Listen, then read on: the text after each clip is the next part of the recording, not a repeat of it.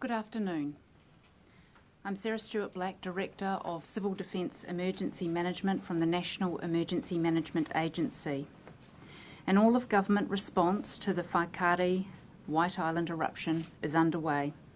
We are working closely with the Bay of Plenty Civil Defence Emergency Management Group, the New Zealand Police, the Ministry of Health, the Ministry of Foreign Affairs and Trade, Fire and Emergency New Zealand and GNS Science. I'm joined today by Deputy Commissioner John Timms from New Zealand Police and Pete Watson from the Ministry of Health. They will each provide an update on the response and there will be a time afterwards for questions. Our focus is to keep people at the centre of this response by making sure that those affected receive the support that they need.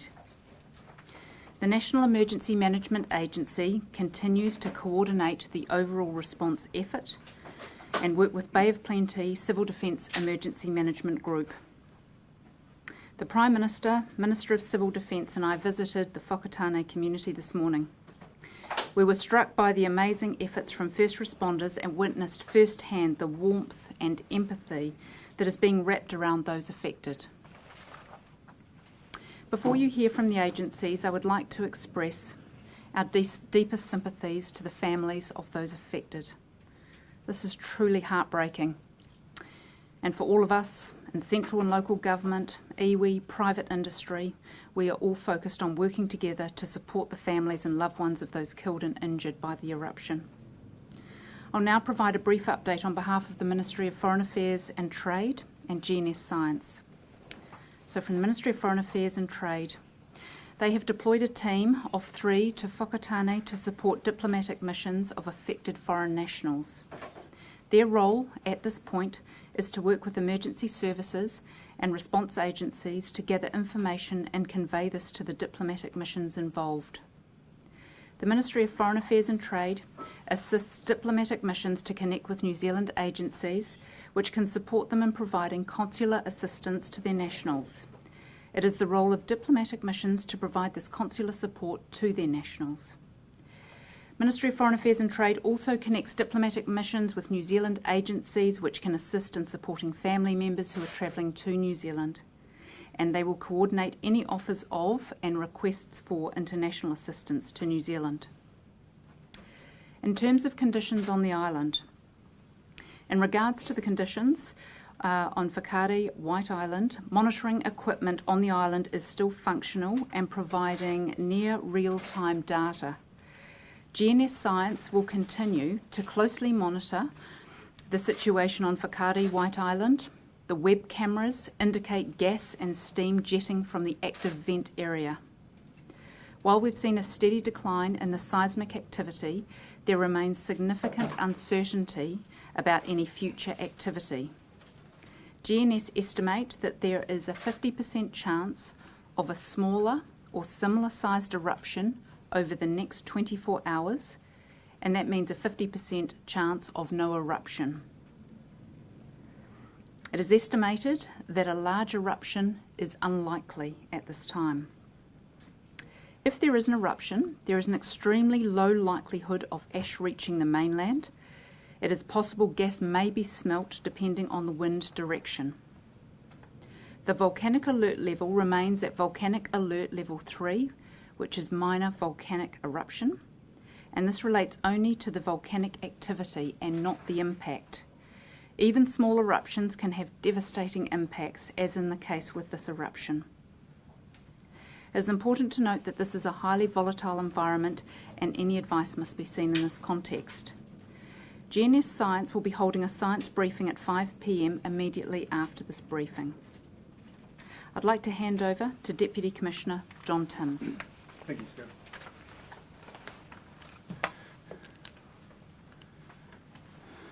Kia ora, everyone. Firstly, I'd just like to say that this is an absolutely heartbreaking situation that we're all involved in. Police are working really hard at the moment to provide support for to all the families and loved ones of those that were killed or injured in the eruption. I just want to say that we absolutely believe that everyone that could be taken from the island yesterday were rescued at the time of the evacuation. A number of flights were carried out throughout the day and no signs of life were seen. Today we are working with Defence and FENS to determine the conditions on the island, including gas levels in the atmosphere. This will be done by a drone able to carry specialised measuring equipment. This requires a boat getting into within 1 kilometre of the island in order to launch the drones. We are hoping to do this today. Unfortunately, we have had one attempt. The conditions have been against us and it's been too windy. We will continue to do so today if weather permits. We are taking advice from the best scientific experts, including GNS Science, who are considering 3 aspects of the recovery operation. Firstly, the condition of the island. Secondly, the requirements for those going onto the island, what they will need. And thirdly, the care and transportation of the deceased when they are recovered. We understand the desire from the locals and the loved ones to remove their family from the island. But we are working around the clock, we are working hard, and we understand what we need to do for friends and family. It has been released today, the nationalities of the 47 people on the island at the time of the eruption, living and deceased. 2 people from the United Kingdom, 4 people from Germany, 24 people from Australia,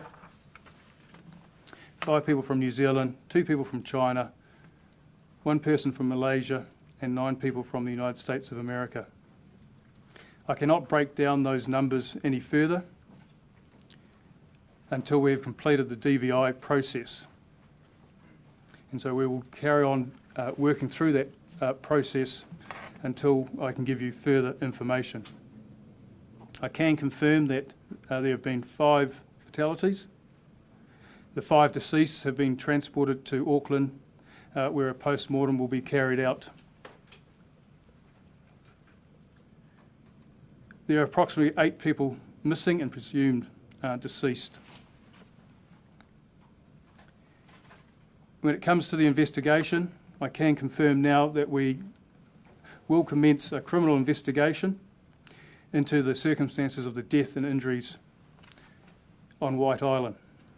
The terms of reference will be developed over the next few days. This will be carried out in parallel with the WorkSafe New Zealand investigation. WorkSafe New Zealand has opened a health and safety investigation into the harm and loss of life caused by the eruption. As information comes to hand, we will provide updates to everyone. Thank you.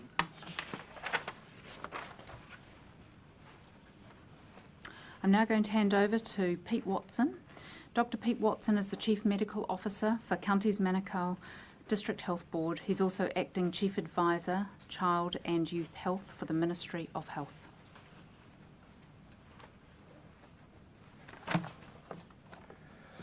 Thanks, Sarah. Kia ora koutou. First, we wish to extend our deepest sympathies to the families who have tragically lost their loved ones or had loved ones injured in yesterday's White Island eruption. Our profound thanks and appreciation to the first responders, all those at Whakatane Hospital, and all those who undertook the extraordinarily challenging task of retrieval of those injured, triaging, initial treatment, and then transfer of injured people to our receiving hospitals. The situation that I'm going to cover now is as it is now, but changes are expected and updates will follow as it evolves. Of the 31 people who are injured, 25 are now in our 4 regional burns units located in Christchurch, Hutt Valley, Waikato and Middlemore Hospital. 6 patients were transferred to Tauranga and Auckland. They've been treated and will be transferred to one of our regional burns units as soon as there is capacity. All of our burns units are now full to capacity. Our hospital's plastic surgeons, anaesthetists, nursing staff, intensivists and others are all doing their very utmost to treat the survivors, many of whom have sustained very severe injuries. Of those injured, 27 of the 31 have suffered greater than 30% total body surface area burns, the standard criteria for admission to our National Burns Unit at Middlemore. Many have inhalation burns that require airway support. The injured patients are aged between 13 and 72, and most as you heard, are visitors to New Zealand. Our job in our hospitals now is to do the best we can to treat those who are injured. We believe we are up to the challenge and are currently assessing additional resources that are needed and will be needed to provide the care required. This is likely to include the early transfer of several seriously injured Australian citizens who are well enough to burns units in Australia. We will be able to provide more details on this as arrangements are firmed up. It makes sense to do this because of the proximity of Australia, the ability of patients to be safely transported, and that when they are transported, they'll be treated at home, closer to their family and their usual supports. It's important not to underestimate the gravity of the injuries suffered, the huge response being mounted by our hospitals, and the time it will take for some patients to fully recover. The volume of work facing our National Burns Unit at Middlemore Hospital in one day is equivalent to the normal workload that they would see in a typical year in the Burns Unit at Middlemore. At this stage, we would also say that people wanting additional information should do that through the New Zealand Police. Thank you.